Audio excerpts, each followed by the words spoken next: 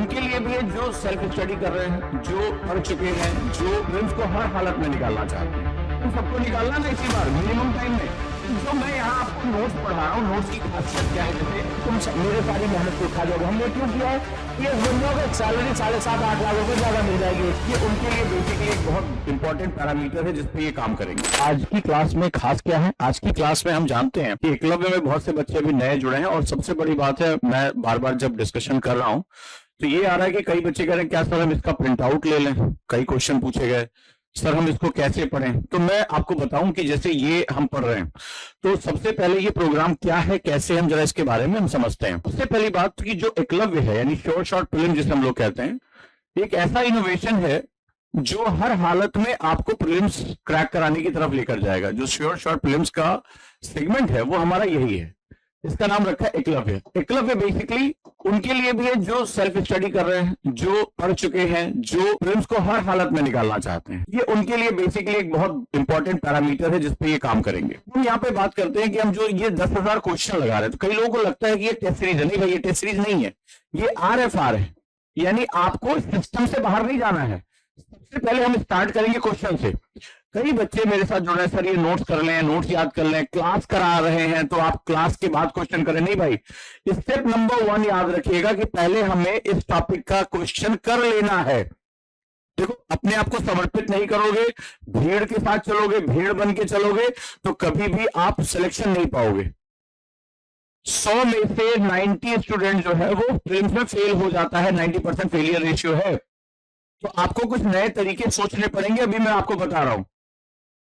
तो मैंने क्लासेस भी इसकी शुरू की। फिर फॉरवर्ड का मतलब होता है नोट्स का होना, तो हमारा नोट्स का होना यहां बहुत जरूरी है। हमें नोट्स को खुद से पढ़ना भी है, और पढ़कर क्या हम इसको प्रिंट निकाल लें, हम इसको कैसे कर लें, टैब रख लो। इतने ज्यादा पेजेस, अभी मान लीजिए मैं रिसर्च शुरू कर चुका हूं, एकलव्य के बच्चों को योजना को क्षेत्र मैंने वादा किया था मैं दूंगा, और मैं सुबह से ही उसी के रिसर्च पे लगा हुआ हूं। तो एक एक करके सारी योजना के टॉपिक आते जा रहे हैं, इतने आर्टिकल्स है, इतनी चीजें, इतना मेहनत लग रही है उसमें। फिर कुरुक्षेत्र आएगी पूरी, तो मैं लगातार इसमें करता चला जाऊंगा। अभी इतनी भारी सी निकल कर आई योजना कुरुक्षेत्र का जो सेटअप है, इतनी भारी मैगजीन, अभी मैं उसको कंसाइज करूंगा, पॉइंट्स निकालूंगा, उसके क्वेश्चन बनेंगे। It takes lot of time. तो अगर हर चीज तुम प्रिंट निकालोगे तो बड़ी दिक्कत हो जाएगी। अब ये नोट्स की खास बात क्या है, नोट्स बहुत अच्छे हैं, निकालना चाहो निकालो, कोई दिक्कत नहीं है। तो जैसे जितने भी स्टैंडर्ड बुक्स है, जैसे अभी हम मौर्य पढ़ रहे हैं, तो ये तमिलनाडु के नोट्स हैं। अब बहुत से लोगों ने कभी आज तक तमिलनाडु पढ़ी नहीं होगी, देखी नहीं होगी, हिंदी मीडियम तो पढ़ ही नहीं सकते क्योंकि वो केवल इंग्लिश में आती है। तो ये सारी चीजें हमने वहां पर कर दी है, नोट्स पढ़ लिया। इसके बाद जैसे पढ़े वैसे तुरंत क्वेश्चन लगाए दोबारा। तो यहाँ क्वेश्चन R1 और या R2 जब ये सभी पूरा हो जाएगा तब एक साइकिल पूरी होती है, एक साइकिल पूरी होती है। यानी पहले क्वेश्चन, फिर नोट्स, फिर क्वेश्चन। ये नहीं कि नोट्स पढ़ के छोड़ दिया, वापस आना है, फिर से क्वेश्चन लगाना है। और जब R2 कोई चीज गलत हो जाए तो इसको स्टार मार्क करके इसको नोट्स में लिखना है। यहां बनेंगे नोट्स कि आखिर में ना सब कुछ पढ़ने के बाद ये दो सेगमेंट में जो मेरा गलत हुआ एक डायरी में मेंशन होगा कि भाई मेरा गुप्त साम्राज्य का ये क्वेश्चन दूसरी बार भी गलत हो गया, मुझे नहीं समझ में आया। बनेंगे नोट्स, इसको नेक्टर नोट्स बोलते हैं। समझिए इस चीज को, राइट। अब मैं आपको बताने जा रहा हूं कि अगर हम ये PDF कल्चर, नोट्स कल्चर में रहेंगे तो फिर 2-3 साल आपके निकल जाएंगे। तो सबको निकालना ना इसी बार मिनिमम टाइम में, ये चीज हमारे लिए बहुत इंपॉर्टेंट है। सभी को क्लियर है? तो अभी हम जो यहां बात कर रहे हैं ये क्लियर हुआ, समझ में आया क्या है? अब मैं आज आपको जो सिखाने जा रहा हूं, तो हम अभी हिस्ट्री कर रहे हैं, साथ ही साथ PIB कर रहे हैं, इसके साथ साथ और भी जो करंट अफेयर के सेक्शन हम वो कर रहे हैं। तो अब नए फेज का इनोवेशन यहां पर आने वाला है। जो मैं यहां आपको नोट्स पढ़ा रहा हूं, नोट्स की खासियत क्या है, जैसे इसने देखा तमिलनाडु के बेस का नोट्स बनाया, लक्ष्मीकांत होगा, उपेंद्र सिंह होगा, झा श्रीमाली होगा, रमेश सिंह होगा, GC लियोंग होगा, जितने स्टैंडर्ड बुक्स है सभी के नोट्स इसमें आपको मिलेंगे। लेवल 1 और लेवल 2 दोनों में मिलेंगे एकलव्य प्रोग्राम में। लेवल 1 में अभी हम जितने भी चैप्टर बाय चैप्टर हैं, ये याद रखिएगा, अभी तक आज तक इंडिया में किसी ने किया ही नहीं है। तो जैसे जैसे बुक डेवलप हो रही है वैसे वैसे मान लीजिए विपिन चंद्रा में 15 चैप्टर है, तो क्वेश्चन विपिन चंद्रा के 15 के चैप्टर के थ्रू गुजरेंगे, नोट्स आपके वहीं के वहीं जाएंगे, लेकिन ये तैयार करेगा लेवल 1। तो लेवल 1 क्या करेगा, आपको सब्जेक्ट के आगे तक लेकर जाएगा कि भाई यहां से हम शुरू कर रहे हैं, हम यहां पहुंच रहे हैं। तो लेवल 2 क्या है, अब ये इतने से काम थोड़ा ना चलेगा, यूपीएससी बहुत बेहया हो गया है, वो भाई साहब ऐसी ऐसी बातें करता है, ऐसे ऐसे क्वेश्चन पूछता है, हालत खराब कर देगा। लेवल 2 जब हम जाएंगे, जब हम आप यहां से लगभग 4000 5000 क्वेश्चन पहुंच जाओगे तो लेवल 2 शुरू हो जाएगा। लेवल 2 पे रिवर्स नोट्स मिलेंगे, यानी रिवर्स डायरेक्टली जो क्वेश्चन से ड्राइव करके नोट्स बनाए जाएंगे। अभी क्वेश्चन से नोट्स है, अब नोट से क्वेश्चन बने, क्वेश्चन से नोट्स बन जाएंगे। एक इंपॉर्टेंट सेगमेंट यहां नोट्स टू क्वेश्चन है और यहां क्वेश्चन टू नोट्स है। उसके जितने ऑप्शन होंगे वो सब नोट्स के अंदर होंगे, यानी फ्यूचर क्वेश्चन जो भी बनाए जा सकते हैं उस पर्टिकुलर कॉन्सेप्ट से। मान लो नदियां हैं, तो नदियों के 4 ऑप्शन आएंगे, भाई पूरब की ओर बहने वाली नदियों की विशेषता है, तो उन सभी नदियों के बारे में पूरी जानकारी मिलेगी आपको। तो ये होगा क्वेश्चन टू नोट्स रिवर्स, और यहां पर सर्किट पूरा हो जाएगा। अब हम यहां क्या कर रहे हैं, एकलव्य प्रीमियम में मैं टॉपिक्स पढ़ा रहा हूं, तो हमारे नोट्स की खास बात क्या है, ये पूरा क्वेश्चन एंड आंसर फॉर्मेट में है, और क्वेश्चन और आंसर ही वो तरीका होता है, यानी किसी पढ़ी गई चीज पर अगर तुम क्वेश्चन बना दो तो हमारा दिमाग फ्रेम कर लेता है उसको। यानी जो आप नोट्स पढ़ते, लक्ष्मीकांत पढ़ते, विपिन चंद्रा पढ़ते, तमिलनाडु पढ़ते, फिर कहीं जाकर उसके पॉइंट वाइज नोट्स बनाते, वो हमने बना के दे दिया। इस पर क्या possible question UPSC question answer format में क्या है, क्यों है, कैसे है, प्रोसेस क्या है, रीजन क्या है, वो सब हमने बना के दे दिया है। यानी अब आपको सिर्फ उसे पढ़ना है।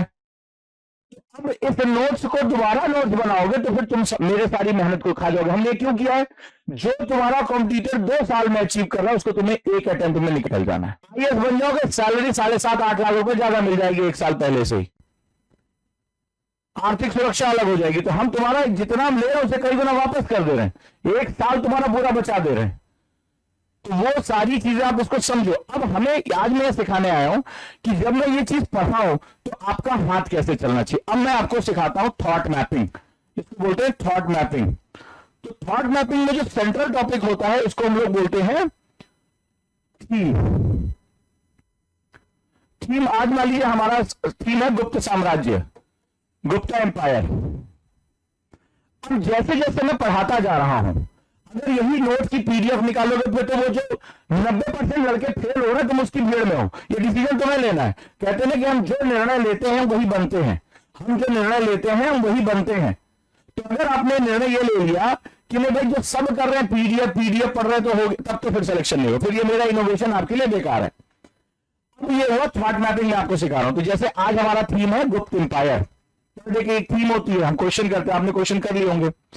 जैसे ही मैं इसके टॉपिक डिस्कस करूं तो यहां पर क्या होता है, इसको बोलते हैं कीवर्ड्स, एक सिंगल वर्ड्स कीवर्ड्स, यानी कुंजी वाक्य आएगा यहां पे, कुंजी वाक्य। इसी तरह से कई कीवर्ड्स तैयार होते हैं, 6 से 7 कीवर्ड्स में आपको पूरा नोट्स बना लेना है। कीवर्ड्स अब जब आप डायरेक्टली ये नोट्स किताब से बनाते हो तो बहुत मुश्किल हो जाता है, पूरे पैराग्राफ से कीवर्ड्स होगा क्या, कीवर्ड्स यानी कुंजी वाक्य, हम इसको रखेंगे क्या कुंजी वाक्य, इस चीज में पूरा कॉन्सेप्ट निपटेगा। कुंजी वाक्य के बाद होता है चाइल्ड नोट्स, यानी इसके सबऑर्डिनेट नोट्स, इसके महत्वपूर्ण बिंदुओं के बारे में हम यहां चर्चा करते हैं। ठीक है, हम इसके महत्वपूर्ण बिंदुओं के बारे में चर्चा करते हैं कि कुंजी वाक्य के आगे और क्या क्या हो सकता है। लेकिन ये कीवर्ड क्या होगा, ये डायरेक्टली जब आप यही तमिलनाडु की किताब उठाओगे तो ढूंढना बड़ा मुश्किल हो जाएगा, हेडिंग्स जोड़ोगे, बार बार पढ़ोगे। हमने वो काम आसान कर दिया है। जैसे हमने जब ये नोट्स क्वेश्चन आंसर फॉर्मेट में जब रखे हैं तो हमने एक चीज बता दी कि जो क्वेश्चन की थीम आ रही है, जैसे अभी मैं आपको उसमें पढ़ के बताऊंगा, गुप्त साम्राज्य का संस्थापक कौन था। तो भाई इतिहास में मैंने पहले भी बताया कि भाई संस्थापक बहुत महत्वपूर्ण होता है, जो उसका फाउंडर होता है और उसने किस वंश को स्थापित किया। भाई इतिहास में जब आप सीट खाली करेंगे तभी तो अगला आदमी बैठेगा, तो यानी इससे पहले कौन था। तो मेरा एक जो है कीवर्ड हो गया कि भाई मैं यहां पर बात कर रहा हूं डायनेस्टी का संस्थापक कौन है और कैसे है, कैसे बना यह संस्थापक, कैसे कौन सा युद्ध जीता, किसको रिप्लेस किया, इसके प्रमुख बिंदुओं को मैंने लिख लिया। या मुझे लग रहा है कि मैं पूरी बात को गुप्त वंश के बारे में सबसे पहले बात करूं, तो सबसे पहले गुप्त वंश, तो गुप्त वंश में अब यहां पर क्या हुआ, देखो चेंज कर दिया, संस्थापक एक कर दिया, इसके बाद महान राजा एक तरफ कर दिया, ग्रेट किंग्स एक तरफ कर दिया, महान युद्ध एक तरफ कर दिया, यानी उनके जीवन काल के बारे में यहां पर रख दिया। फिर इन संस्थापकों ने क्या किया, कौन कौन से क्या कार्य किए, प्रशासनिक कार्य कौन कौन से किए, चलो भाई देख लेते हैं। प्रशासनिक एडमिनिस्ट्रेटिव वर्क 1 2 3 4, कहां पर हमें इनके साक्ष्य मिले, कौन सी बात है भाई, इतिहास लिखने के लिए मुझे साक्ष्य एविडेंस चाहिए, तो मैंने एक तरफ साक्ष्य लिख लिया। अच्छा, जैसे जैसे मैं पढ़ाता जा रहा हूं प्रीमियम में, इसीलिए मैंने कहा कि मैं खड़ा होकर पढ़ा दूंगा, इतनी स्किल सिखा दूंगा कि तुम्हारा सिलेक्शन होगा ही होगा। तो एकलव्य प्रीमियम मैंने कहा ना, प्रीलिम्स की गारंटी है, आप कह रहा हूं तो कह रहा हूं, ये 10,000 का सफर जब पूरा करोगे तो खुद कह दोगे कि हाँ सर पूरा कॉन्फिडेंस आया हुआ है, टेंशन नहीं लेना है, सिर्फ 10% भाग्य साथ देगा तो हम ये निकाल ले जाएंगे, कोई टेंशन नहीं है। तो अब आपने साक्ष्य, तो साक्ष्य में जो जो चीजें हैं, सिक्के हैं, इंक्रिप्शन है, खंबे हैं, कुछ भी ताम्रलिपियां हैं, सब आपने डाल दिया। तो उस साम्राज्य से संबंधित कुंजी वाक्य आ रहा है, तो इसको बोलते हैं एक्टिव स्टडी। क्या बोलते हैं इसको, एक्टिव स्टडीज बोलते हैं, यानी इसको सक्रिय पढ़ाई के रूप में हम इसको रखते हैं।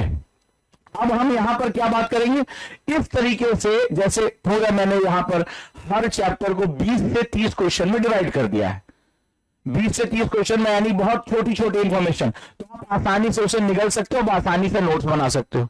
अब उन 20 से 30 क्वेश्चन को तुम्हें 10 नोट्स में कन्वर्ट करना है, टास्क दे रहा हूं, जो भी बच्चे मेरे साथ जुड़े, केवल 10 नोड, इसको बोलते हैं नोड, क्या बोलते हैं इसको, नोड, मैक्सिमम से मैक्सिमम 10 नोड या 8 नोड, आइडियली कितना होना चाहिए, 7 नोड होना चाहिए, केवल हमारी मेमोरी के हिसाब से 7 नोड होना चाहिए। तो बहुत सी इंफॉर्मेशन आगे पीछे चल रही है, जैसे यहां पर हमने इनके साक्ष्यों के बारे में बात की, तो पहले बताया कि भाई फलाना जो है, जो प्रयागराज स्तंभ है इसके बारे में आया, फिर सिक्कों के बारे में क्वेश्चन आया, तो मैंने प्रयागराज स्तंभ और सिक्कों को एक ही टॉपिक में जोड़ दिया कि भाई सब कुछ तो एविडेंसेस ही हैं। इनके समय के प्रमुख कार्य, अब कार्य में हम संस्कृत ग्रामर के बारे में बात करें, चिकित्सा के बारे में, मैथमेटिक्स के बारे में, 3 अलग अलग क्वेश्चन है, वो हमने उठाया और यहां पे डाल दिया। चलिए आपको 7 तक पहुंचना है, लेकिन आप 10 तक से शुरुआत कर सकते हैं। अब अगर ये काम आपने कर लिया, इसको बोलते हैं सुपर नोट्स। क्या बोलते हैं इसको, सुपर नोट्स, यही है सुपर नोट्स।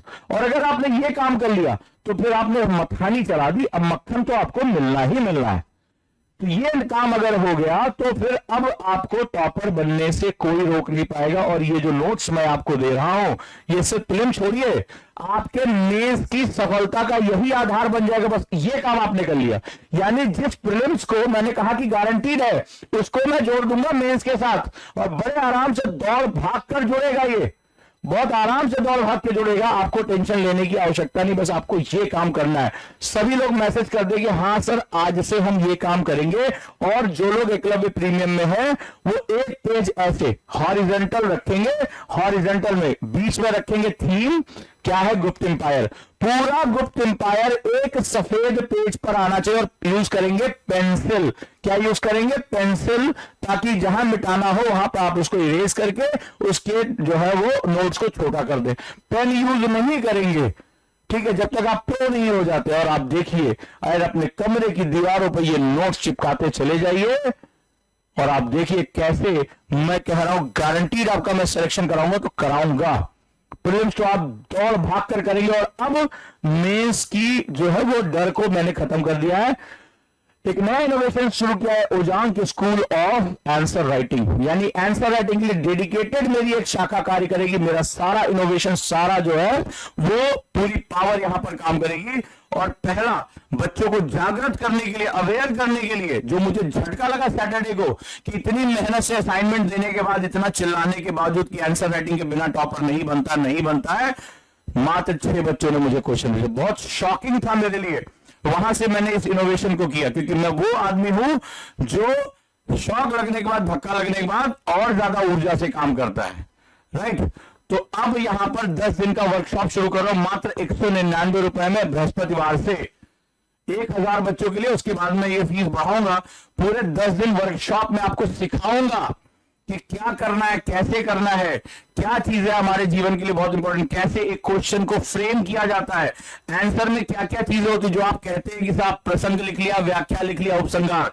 जब आओगे इस क्लास में तो आंखें से फटी फटी रह जाएंगी कि व्याख्या उपसंहार के साथ साथ थीम, टोन, ठीक है, फ्लो, इतनी बारीक चीजें होती, तब आपको समझ में आएगी कि अगर मैं ऐसे आंसर लिखकर चला आता तो वाकई में 10 में 2 से ज्यादा नंबर मुझे देता ही नहीं।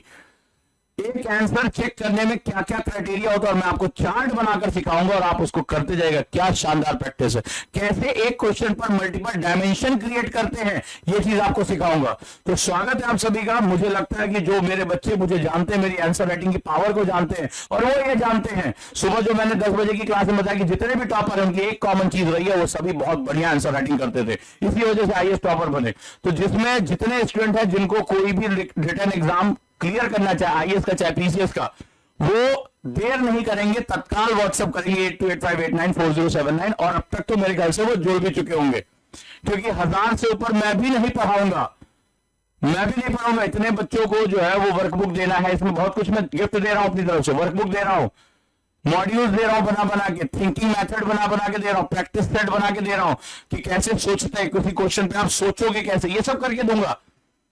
यहां से तुम्हारी लाइफ बदलनी शुरू हो जाएगी। और अब एकलव्य जैसे प्रीलिम्स के लिए है, वैसे ही अब हमारी एक अलग जो है डेडिकेटेड एक शोध, मेरा एक लैब है मेरी, ओजांग के स्कूल ऑफ आंसर राइटिंग। देखते जाइए इस इनोवेशन को कहां तक मैं आपको लेकर जाऊंगा। मैं कह तो रहा हूं कि आपको ऐसी जगह पहुंचा दूंगा, ओजांग का ये एकेडमी इनोवेशन की उस मशीन पर बैठी हुई है, जहां आप अगर मेरे बताई गई चीजों को आपने 100% पूरा किया, कोई दुनिया की ताकत नहीं जो आपको रोक दे सिलेक्शन आने से। और ये मैं नहीं कह रहा हूं, मैं 90 दिन का समय मांगता हूं, सिर्फ 90 डेज। 90 दिन बाद आप खुद अपने अंदर वो परिवर्तन महसूस करेंगे। सिर्फ कहने से चेंज थोड़ा ना होता है, वो महसूस अंदर से आना। मैं कहूं कि मैं बहुत अच्छा पढ़ा रहा हूं, मैं ये कर रहा हूं, आपको वो इनोवेशन अपने अंदर फील होना चाहिए, वो मैकेनिज्म फील होना चाहिए, तब जाकर वो इनोवेशन सामने आता है दोस्तों। तो मुझे उम्मीद है कि इस इनोवेशन के साथ आप जुड़ेंगे। फर्स्ट बैच को मैं सिखाना चाहता हूं कि आंसर राइटिंग होता क्या है। आप जो जानते हैं वो गलत है। आंसर राइटिंग किसी क्वेश्चन को देखकर टूट पड़ना नहीं होता है, जो आपको बचपन से सिखाया गया, व्याख्या, प्रसंग, उपसंहार। जब आप जाएंगे इसके स्टेप्स अंदर घुसेंगे ना, तब आपको समझ में आएगा कि क्यों आंसर लिखने के बावजूद भी मार्क्स नहीं आते। लेकिन आज ये चीज पता चल गई तो कल तो सक्सेस की गारंटी है।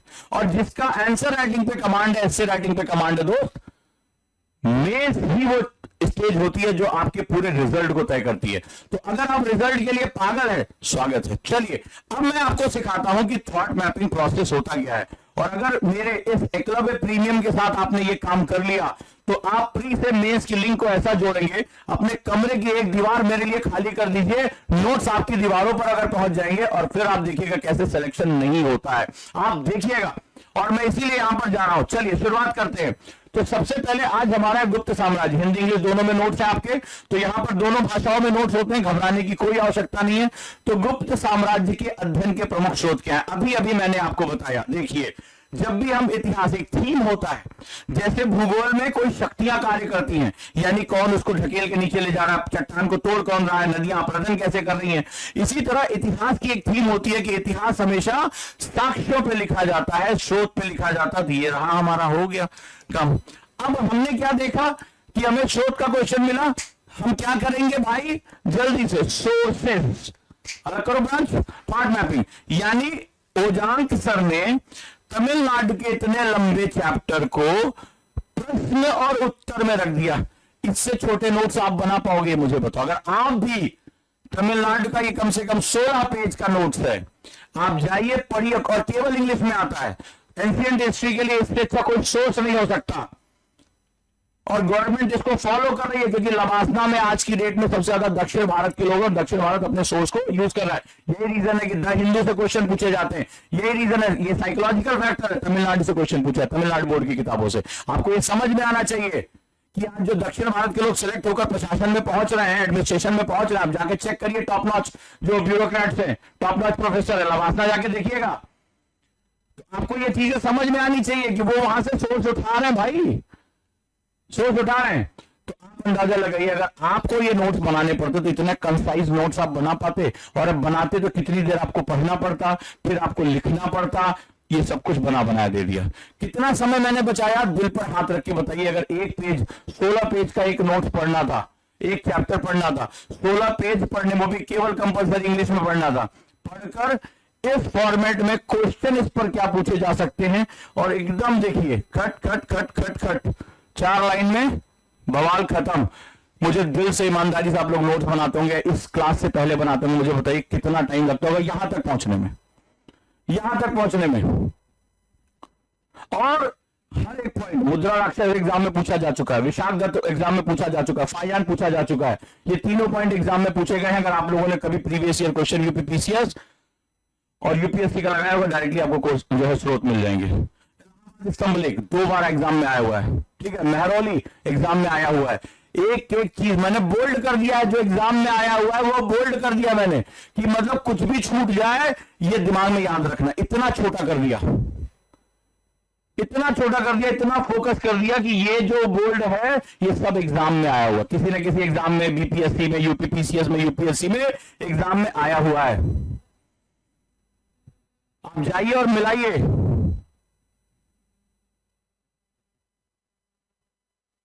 राइट, तो कम से कम 5 घंटे 6 घंटे का टाइम चाहिए होगा इतने पेजेस पढ़ के उसके नोट्स बनाने में। आपको बने बनाए मिल गए, उसमें हाईलाइट करने, पढ़ने के बाद आप हाईलाइट करते हैं, पीवाई क्यों पढ़ेंगे, ये एग्जाम में क्वेश्चन कहां आया है, उजांग सर ने हाईलाइट करके दे, बोल्ड करके दे दिया, भाई एग्जाम में आया हुआ है, विशेष ध्यान रखना।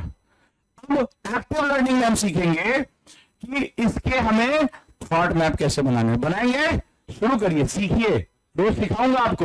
और अगर ये पूरे नोट्स इस तरह से एक व्हाइट पेज के अंदर आ गए, आप बताइए कहां पे मुझे बोलना है कि आपका सिलेक्शन हर हालत में होगा, मैं बोलने के लिए तैयार हूं। ये इनोवेशन है ना, बच्चा है, मैं इसकी एक एक रग रग से वाकिफ हूं। महीनों अपनी आंखें, अभी भी शीशा देखता हूं तो पहचान में मैं हूं यार, मैं ऐसा हो गया हूं। तो इंसान का शरीर, उसकी आंखें, उसका जो है चेहरा बोलता है, मेहनत दिखती है। तो चलिए, गुप्त साम्राज्य के अध्ययन के प्रमुख स्रोत क्या है, मेन उसके इंग्लिश में भी नोट्स आपके हैं। हमें क्या करना है, हमें क्या देखना है, देखिए कितना आसान कर दिया।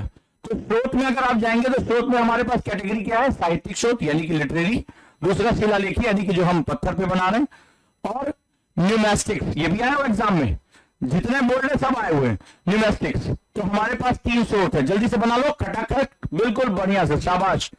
तो हमारा गुप्त ग्रामर यहां से क्वेश्चन आता है। अब हम बात करते हैं, तो हम यहां क्या करेंगे, साक्ष्य में, तो हमारे साक्ष्य के 3 हिस्से, एक हम लोग जो है वो साहित्य की बात कर रहे हैं, वाह वाह वेरी गुड, लिटरेचर, लिटरली कर दो या एक बुक बना दो, खत्म, लिखने की भी झंझट, बुक बना दिया। दूसरा शिलालेख, पत्थर पे, तो ऐसे पत्थर बना के उस पर लिख दिया इंस्क्रिप्शंस। तीसरा जो सिक्के थे, XYZ कुछ भी ऐसे लिख दो, सिक्के। अब इनके 3 स्रोत, इनके कौन से 4 स्रोत होंगे, आगे बढ़ा दो, इनका अगला स्रोत बनाओ। तो गुप्त काल में कौन से स्रोत थे, 3 स्रोत, साहित्य का स्रोत है, शिलालेखों का स्रोत है, और मुद्राओं के न्यूमेस्टिक्स जो है वो स्रोत बने हुए हैं। अब इनके कौन कौन से सेगमेंट है वो चलो देख लेते हैं। चलो फटाफट एक एक वर्ड लिखना है, पुराण, ठीक है, पुराण। तो पुराण में क्या उठाना है, देखो बताता चल रहा हूं। तो ये हो गया पुराण, अगला लाइन लिखो पुराण, उसके आगे लिखो पुराण, और पुराण में क्या उठाओगे, इनके विजय अभियान। तो क्योंकि अब गुप्त शासक लिखने की आवश्यकता नहीं है, क्योंकि हमारी थीम ही क्या है, गुप्त शासक है। तो गुप्त शासक की थीम में जो मौर्य थोड़े लिखोगे, जब हमने वहां डिसाइड किया कि सेंट्रल पॉइंट क्या होगा, थीम होगा हमारा गुप्त, तो गुप्त में विजय और प्रशासन। तो विजय और प्रशासन, अगर मैं इसको नोट्स बनाऊं कैसे बनाऊंगा, विजय में ऐसे बना दिया 2 तलवार, लो भैया 2 तलवार, विजय हो गया। और शासन का मतलब कुर्सी बना दी, लो भैया गद्दी हो गई। मेरा है नोट ना, मैं ये ऑलरेडी हटा दिया, ये मेरा शॉर्ट नोट्स है, इसी को बोलते हैं साइनॉप्सिस, सुपर नोट्स। तो मैं जब गया आगे, मैंने जब साहित्यिक स्रोत रखा तो स्रोत में 2 रख दिया, क्या है, 2 चीजें हैं, विजय अभियान, ये 2 तलवारें बना दी विजेता की तरह, और प्रशासन कुर्सी बना दी, प्रशासन हो गया ना। अगला मुद्रा राक्षस, तो विशाखदत्त ने लिखी है, नहीं याद हो रहा है, अब हम बताते कैसे। जितना पिक्चोरियल फॉर्म में करोगे, तो मैंने क्या बनाया, देखो ऐसे मैंने बनाया एक मुद्रा, ठीक है, 1 रुपया, और इसको बना दिया राक्षस, ठीक है, हाँ हाँ हाँ, बड़े बड़े दांत निकाल दिए, घटिया ड्राइंग करके भी हमारा काम हो जाएगा। तो ये हो गया मुद्रा, ठीक है, ये मुद्रा हो गई, 1 रुपया, मुद्रा राक्षस, और सर पे निकाल दिया 2 सिंह, मुद्रा राक्षस हो गया ना। फनी आ रहा है, लेकिन मजाल है, कभी जिंदगी में अगर ये तुम ड्राइंग जो मेरी हंसी अगर कभी नहीं भूलोगे ना, जिंदगी में कभी भूल के दिखा देना। और ये एग्जाम में मैचिंग करने के लिए आया, अगर किसी ने भी पीवाईक्यू लगाया होगा, ईमानदारी से बता रहा हूं, किसी ने भी पीवाईक्यू लगाया होगा उसको पता होगा एग्जाम में क्वेश्चन आया, मैचिंग करने के लिए क्वेश्चन आया है। मुद्रा राक्षस विशाख दत्त, ठीक है। तो मौर्य और गुप्त काल के दौरान संघर्ष, सत्ता संघर्ष को दिखाने वाला नाटक है। क्या है? नाटक है। तो ये मुखौटा लिख दो, तो मुखौटा नाटक में पहना जाता है, तो ये संघर्ष को दिखा रहा है। तो संघर्ष को दिखाने के लिए क्या करना है? हाथ में तलवार पकड़ा दो या लिख दो एक लाइन, कोई बात नहीं, तुम नहीं बहुत अच्छे इमेजिनेटिव हो, लिख दो। तो गुप्त और मौर्य काल के संघर्षों को दिखा, कभी जिंदगी में, ये नाटक है भाई, दिखा दिया उसको, इमेजिन कर लिया, भूलोगे नहीं। अब ये पूरी 2 लाइनें तुम्हारी 3 पिक्चर में खत्म। फिर क्या रहा है? देवी चंद्रगुप्तम, ये भी विशाख दत्त ने लिखा है, देवी चंद्रगुप्तम। अब चंद्रगुप्त ऐसे बना लो बढ़िया सा कोई, ठीक है, थोड़ा सा फनी, चंद्रगुप्त है, राजा है, ठीक है, चंद्रगुप्त है, तो चंद्र में ऐसे चंद्र लगा दिया, ठीक है, चंद्र है, गुप्त है, लेकिन देवी है, तो देवी में जूड़ा बना दो, हाय हाय, चंद्र है, तो ये क्या है? देवी चंद्रगुप्तम। तो चंद्र भी लगा हुआ है, ये क्रेसेंट है, मून है सर पे। ये और एक काम करो, जैसे इनको चंद्रमा ही बना दो, ठीक है, चंद्र जैसे मुखड़ा है, अब ये इनके सर पे जो है लगा दो जूड़ा, महिला बन गई, नथनी पहना दो, देवी चंद्रगुप्तम, याद रहेगा। थोड़ा सा फनी है, मैं इतिहास के नायकों का मजाक नहीं बना रहा हूं, मैं सिर्फ आपको पढ़ना सिखा रहा हूं, हम अपने दिमाग में इस तरह से कर सकते हैं। ये देश के वो महान नायक है जिन्होंने देश को ऊंचाइयों पर पहुंचाया, अखंड भारत की नींव रखी, स्वर्ण काल में लेकर गए, लेकिन हम इनको याद रखने की अपने दिमाग में इमेजिनेशन कर रहे हैं, जिसको याद करने विशाख दत्त ने लिखा है।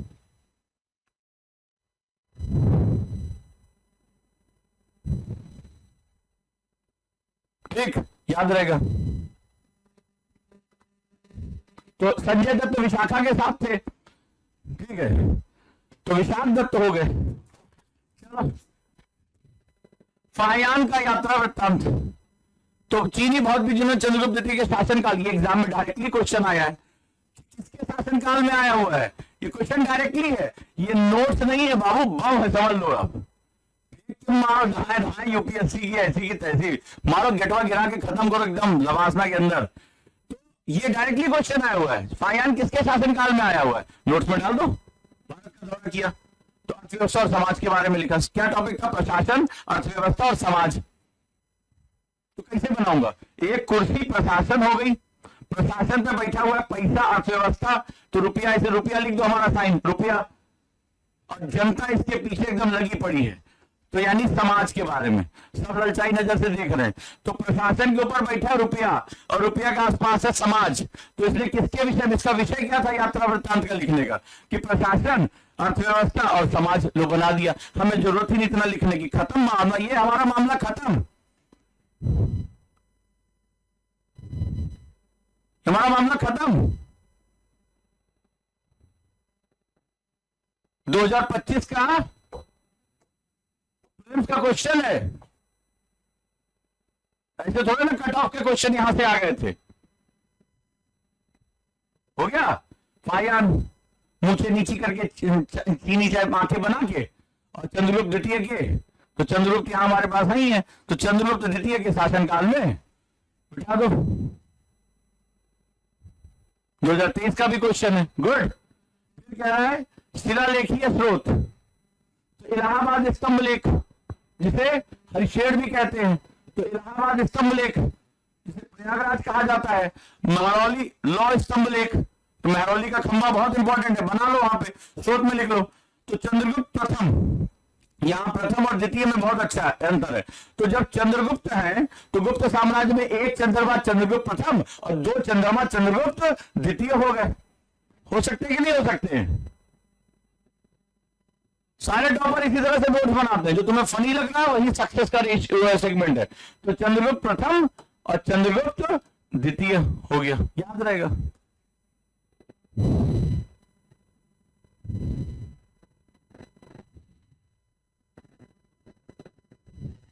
तो महरौली लौह स्तंभ पे, ठीक है, एक चंद्रमा लगा हुआ, ये महरौली लौह स्तंभ है, इसके ऊपर एक चंद्रमा रख दिया। चंद्रगुप्त प्रथम के समय में महरौली लौह स्तंभ लेख पे है। तो यहाँ पर गुप्त सेना की शक्ति का उल्लेख है।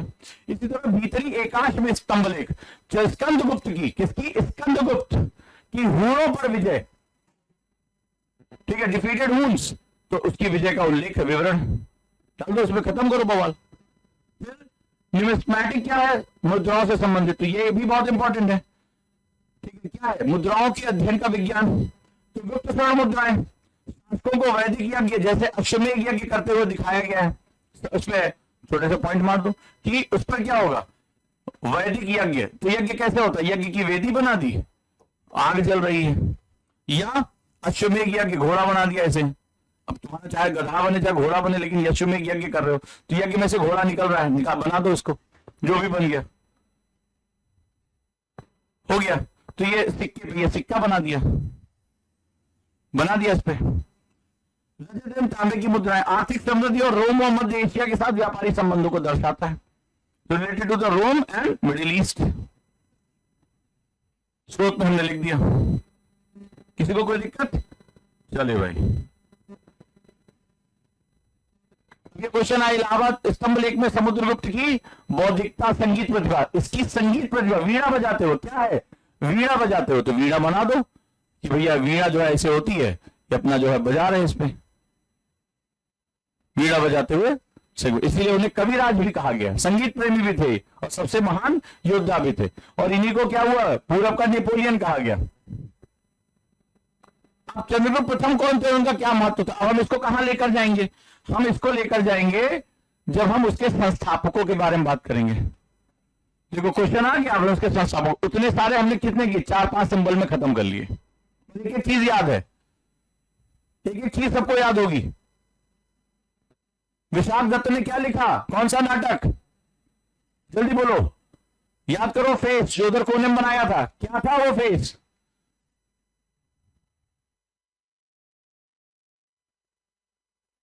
मुद्रा राक्षस। फायान का विषय क्या था? वो कुर्सी, कुर्सी के ऊपर रुपया, रुपये के आसपास लोग। तो फायान का विषय क्या था कि भैया प्रशासन, अर्थव्यवस्था और समाज के बारे में लिखा, राइट। चंद्रगुप्त द्वितीय का समय कौन था? चंद्रगुप्त प्रथम का कौन था? विशाख दत्त की एक और रचना के बारे में बताओ। वो चंदा जिसके लगा है जूड़ा या नाक में है नथनी, कौन है वो? क्या नाम है उसका? देवी चंद्रगुप्त। हो गया, याद हो गया ना, बस खत्म।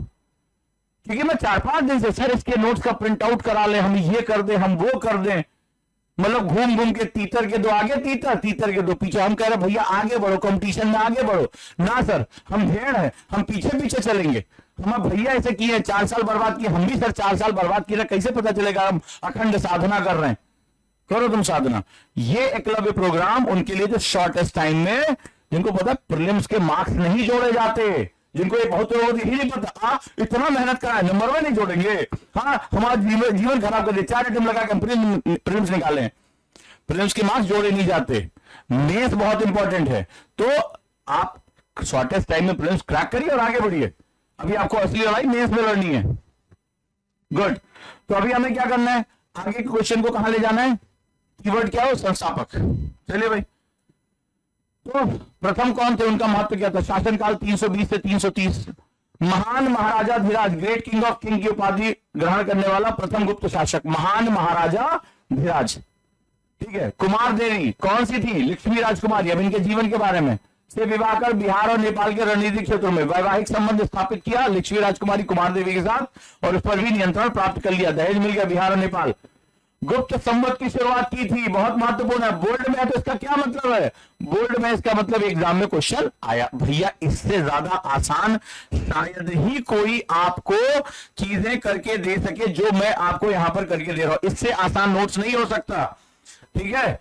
तो ये यहां पर है, महरौली लौह स्तंभ लेख में चंद्रगुप्त प्रथम की विजय और शासन का उल्लेख है। अब आ जाता है समुद्रगुप्त। तो ये इसको कहां लेकर जाओगे? भारत का नेपोलियन, एग्जाम में बोल्ड है तो एग्जाम में आया हुआ है। हालांकि मैं इसका बहुत बड़ा विरोधी हूं। जब मैंने जो है वो तमिलनाडु की पूरी क्लास पढ़ाई थी तो मैंने ये बताया था, आई हेट दिस वर्ड। ये फ्रांस का नेपोलियन पिद्दी भर का कहा समुद्र को इतने बड़े शासक का राजा जो इतना बड़ा जो है क्षेत्र उसके अंदर है शासन क्षेत्र में, और उसको कह रहा भारत का नेपोलियन। अरे बोलो कि वो फ्रांस का समुद्रगुप्त था नेपोलियन, तब तो हमें समझ में, इसी से पता चलता हमारा जो इतिहास है वो किसने बर्बाद किया। लेकिन ये पीसीएस में भी क्वेश्चन कई बार आया है।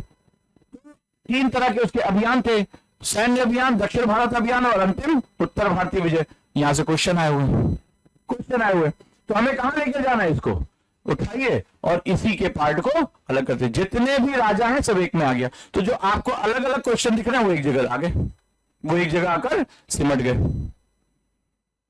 राइट। इसी तरह से आगे प्रशासनिक कार्य, प्रमुख उनका भारत में योगदान, उनके समय प्रमुख साहित्य या तमाम दर्शन को जो है उठा के नोट्स में कर देंगे। क्लियर है?